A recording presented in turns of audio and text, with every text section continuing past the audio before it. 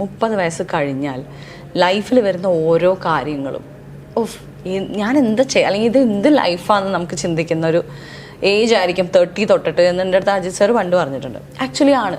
പക്ഷെ നമ്മൾ 20s നമുക്ക് പ്രോബ്ലംസ് ഉണ്ടാവും, ടീനേജിൽ പ്രോബ്ലം. പക്ഷെ അതൊക്കെ മേ ബി ഒരു പ്രേമം നടന്നില്ല, അല്ലെങ്കിൽ എനിക്ക് പരീക്ഷയ്ക്ക്, അങ്ങനെ അതൊക്കെ ആയിരിക്കും. ഇപ്പം എനിക്കറിയാം, പണ്ട് ഈ പറഞ്ഞ പോലെ ഒരു വട്ടം കൂടിയൻ മറ്റേ വിദ്യാലയത്തിൽ പോവാന്നൊക്കെ പറഞ്ഞൊരു പാട്ടില്ലായിരുന്നു. ആ സമയത്ത് ഞാനിത് കേൾക്കുമ്പോൾ എനിക്ക് ഇതാരാണ് ഈ മനുഷ്യൻ സ്കൂളിലേക്ക് പോകാൻ പിന്നെ ആഗ്രഹിക്കുന്ന ആള്. ഞാൻ സ്കൂളിൽ പഠിക്കുമ്പോൾ ഞാൻ വിചാരിക്കുന്ന ഭ്രാന്താണ് അങ്ങേർക്ക് പിന്നെ സ്കൂളിൽ പോകാൻ, ഒരു വട്ടം കൂടി പോയി പഠിക്കണം എന്ന് ഞാൻ ആലോചിച്ചു. ഞാൻ അമ്മയുടെ അടുത്ത് ചോദിക്കും, ഞാൻ കേടുന്നൊക്കെ പിന്നെ സ്കൂളിൽ പോകാന്നൊക്കെ പറഞ്ഞാൽ എൻ്റെ അമ്മോ എന്നൊക്കെയായിരുന്നു.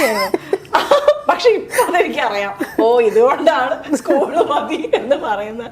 ശരിയാണ്. നമ്മുടെ ലൈഫിൽ നമുക്ക് ഈ അന്നത്തെ പ്രശ്നങ്ങൾ നമുക്ക് ചിലപ്പോൾ വലുതായിട്ട് തോന്നുമായിരിക്കാം, പക്ഷെ ഒന്നും ആയിരുന്നില്ല. നമ്മൾ റിയലൈസ് ചെയ്യുന്ന സംഭവം ശരിക്കും സ്കൂൾ ഡേയ്സ് ആണ്. അത് കഴിഞ്ഞിട്ട് വരുന്ന ലൈഫിൽ ഓരോ കാര്യങ്ങളും, ഇപ്പോൾ എൻ്റെ അച്ഛൻ മരിച്ചതായിക്കോട്ടെ, അല്ലെങ്കിൽ ഇതായിക്കോട്ടെ, ബാക്ക് ടു ബാക്ക് ഓരോ പ്രോബ്ലംസും. ഞാൻ വരും, ദൈവമേ, നമുക്കൊരു പേടി വരും ജീവിക്കാൻ.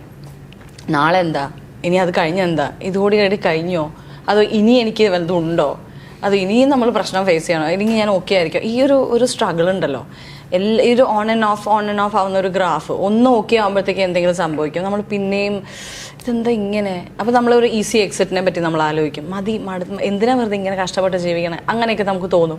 പക്ഷെ നമ്മുടെ കുറേ കമ്മിറ്റ്മെൻറ്റ്സ്, നമ്മുടെ ഫാമിലി, ഇതൊക്കെ നമ്മളപ്പോൾ ആലോചിക്കും. ഇതൊക്കെ എനിക്ക് തോന്നുന്നു ഒരുവിധം എല്ലാവരുടെ ലൈഫിലും ഇങ്ങനത്തെ കുറേ സിറ്റുവേഷൻസിൽ ലൈഫ് കൊണ്ടെത്തിക്കും.